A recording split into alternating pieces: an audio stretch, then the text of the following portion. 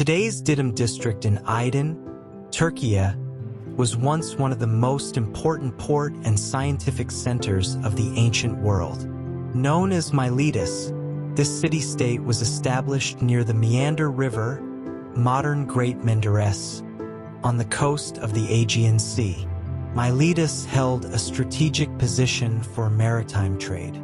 Over centuries, it thrived under the influence of various civilizations, from the Hittites to the Ionians, and was recognized as one of the 12 cities of Ionia. Philosophy flourished here, with Thales, one of the first philosophers, laying the foundations of natural philosophy. Following him, Anaximander and Anaximenes also emerged from this remarkable city. The famous Milesian school advanced mathematics and astronomy to an unprecedented level for its time. Architecturally, Miletus was highly developed and stood out with its urban planning. Theater of Miletus, one of the largest and best-preserved theaters of the ancient world, accommodating up to 15,000 people, is served as the center for cultural activities. Agora, the commercial and social hub of the city, the Temple of Apollo at Didyma, a significant sanctuary tied to Miletus, it became one of the greatest oracular centers of the era. Miletus prospered through trade, exporting olive oil, ceramics, and textiles. Its strategic position also made it a cultural bridge between the East and West. Antheos, a young and handsome man with wavy blonde hair, had heard of the famous Milesian school and longed to meet its famous teachers. His father wrote to Phobios, the tyrant of Miletus, requesting his son's admission to study there. The tyrant and his wife Cleoboia were very curious about Antheos, whom they had heard compliments about before. Antheos was an extremely intelligent, affectionate, and virtuous young man who came from the lineage of the Halicarnassus kings. Despite his young age, he had easily gained a reputation with his intelligence and morality.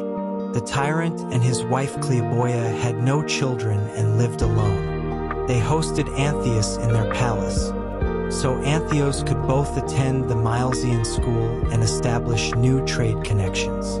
In a short time, Antheos became very popular with the Milesians as well. Antheos, who was attracting more and more attention from Cleoboia every passing day, was not even aware of this attention. Not being noticed hurt the pride of this lonely and arrogant lady of the palace and caused her to become even more ambitious. Unable to control her passions any longer, Cleoboia decided to confess her feelings for him to Antheos. However, he had never thought that someone as virtuous and noble as Antheos, who was devoted to science, would not betray his friend for the sake of a whim. Antheos was such an honest and noble young man that he would never think of betraying his friend Phobius, the tyrant of Miletus, who hosted him in his palace, trusted him, and valued him. He did not act with his ambitions and desires, but with his conscience and morality. Cleoboia, whom he always politely passed over and ignored, had no intention of giving up. That day, Cleoboia took the opportunity that they were alone in the palace and walked slowly towards Antheos' room. Antheos was lying on a couch, thinking about what Thales had said about natural philosophy. Then the door of the room slowly opened. Antheos sat up from where he lay when he saw Cleoboia standing in front of him, all adorned and decorated, with her bright red silk dress, her hair in a light bun and meticulous makeup. What had happened? Why was Cleoboia here? Antheos would not be able to escape easily.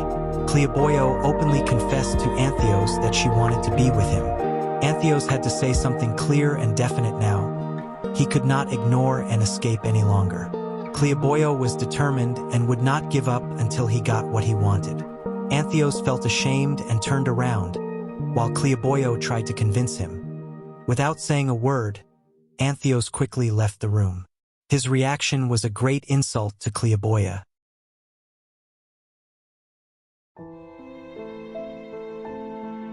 How dare he not even look at me? dismiss my womanly pride, and reject me?